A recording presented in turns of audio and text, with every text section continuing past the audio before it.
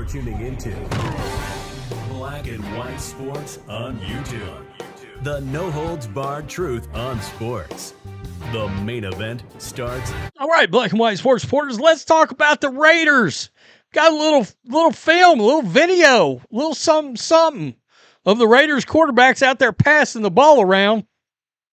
And a report, Fernando Mendoza looks good, folks. The kid looks good. Whether or not he's going to start over Kirk Cousins, I don't know. I mean, we know Tom Brady has got this thing. He wants the kid to sit and study and get ready in the same manner that he was allowed to sit or had to sit because he was a sixth-round pick. And somebody like Patrick Mahomes sit for all season until the last game, I believe it was, behind Alex Smith. You got a capable veteran starter. Okay, I get it. But I did a video the other day, there's a path, there's a timeline towards the end of the year, right after the bye, which would be perfect to start Fernando's career. But he's already looking good. And we got something else. We got Klint Kubiak putting last year's first-round pick, Ashton Jeanty, squarely in his crosshairs. The Raiders kind of raised a lot of eyebrows when they took Mike Washington Jr. out of Arkansas. This kid's a stud. 6'2", 228, 29 touchdowns in college. Ashton Jeanty, of course, many think he's a phenom. You know, as bad as last season was for Jeanty, he still had 1,400 yards total. That's rushing and receiving, and 10 touchdowns. And that offensive line was crap for Vegas. And that offensive line looks better, at least right up the middle with Linderbaum. It doesn't matter to Klint Kubiak. You got to remember, Klint Kubiak didn't draft Ashton Jeanty. And you got to wonder, is there a world where they could trade this guy if they thought they could get a good value for him? I don't know. Klint Kubiak on Ashton Jeanty at the start of OTAs.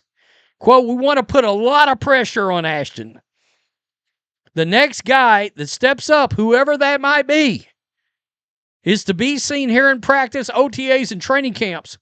We think we should continue to challenge Ashton and get more out of him on his workload. I think it's important to have a quality second back, but the best player has got to play. And we got to get him on the field as much as we can. I don't know the play snap percentage, but you look at Christian McCaffrey, his play snap, high percentage, those great backs, they don't come off the field. That's crazy. The next guy that steps up, we want to put a lot of pressure on Ashton. Wow. He's on notice, I think, after last year, regardless of offensive line. The kid's on notice. Hey, you know, I said, if you've watched this channel, you know how much I detest Chip Kelly. And I said, that's a disaster. Why did they hire Chip Kelly? Jeanty may have been I was going to say the number one guy that suffered, but, I mean, hell, Geno Smith was in hell last year with Chip Kelly. In hell. How about a little video? We got Mendoza. We got Cousins. Let's go. That looks like Kirk Cousins. I think he wears 8. Does he wear? He doesn't wear 12, I don't think. Would that be Aiden O'Connell wearing 12? I know of Fernando's 15. And there's Fernando right there. And 8 sure does look like Kirk Cousins. There's Fernando again.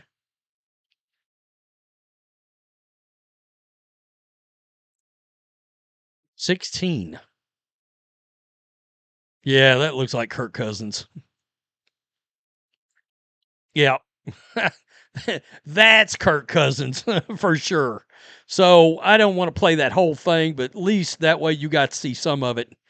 Fernando Mendoza, Omar Reese reporting on him. I asked Klint Kubiak what progress looks like for Mendoza at this point. How will they know that he's making the strides that they want him to make? And he simply told me completions, getting the ball out into playmakers' hands. As far as that goes, Mike, from my perspective, Mendoza just had 2 incompletions. He was working the field in and out of rhythms with the receivers. He was hitting guys at the top of their routes. He was hitting guys in stride. He was checking down. He was hitting screens in command of the huddle, seemingly doing it all for the Raiders here in practice number 2. He supposedly looks real good. Real good. Raiders QB battle. Kirk Cousins likely won, but Fernando Mendoza has not disappointed.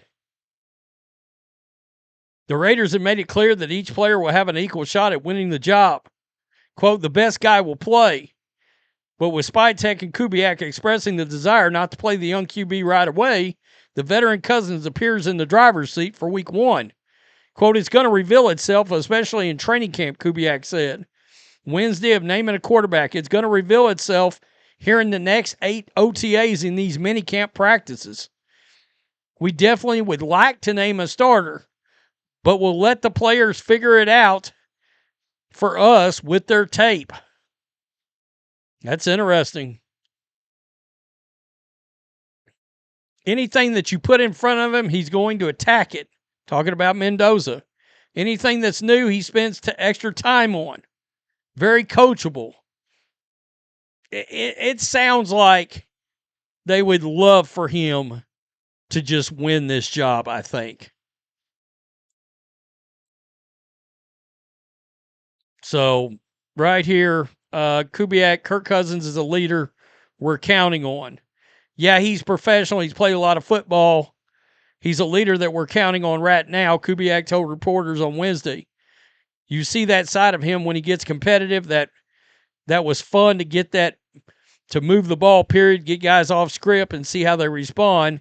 And you see the fire come out, and that's what I want from our guys. It's going to reveal itself, especially, okay, I just read that. So that was part of the other article. Cousins, 61.7%, 1,700 yards, 10 touchdowns, 5 picks for Atlanta last year. I still think it's real weird that Stefanski got rid of Cousins. I do still think that's odd because they were together in Minnesota. But you went and signed a guy that I think is obviously inferior, even at the age difference in Tua Tagovailoa. You know, I just think Cousins is a better quarterback. You know, plain and simple, and he knows that system. It's strange that Stefanski did that. There's a world, and I like Stefanski, and I think he's a good coach, but there's a world where he crashes and burns with the foul. He's about. He had 2 good years with the Browns, and I get it. That's the Browns. That's pretty good to have 2 good years there. But anyway, that's a side note, but I did think it was odd they didn't bring Cousins back. So Cousins perfect. He's a perfect guy to have with Mendoza. They're already evidently like homeboys. Similar kind of personalities. It's going to be a good QB room. And that Raiders team's got a ton more talent than they had this time last year. A ton more. Really good, solid signings in free agency. Looks like a pretty good draft. I mean, you never know till it plays out, but the Raiders are going to be interesting. I still think it's odd that they didn't get any primetime games. None. With a guy that just ran the table to end his college career and win the Heisman, number 1 overall pick, no primetime game. You don't see that very often. Tell me what you think. Peace. I'm out. Till next time. Thanks for watching the show. Be sure to like, comment, and subscribe. Be sure to tune in next time on Black and White Sports.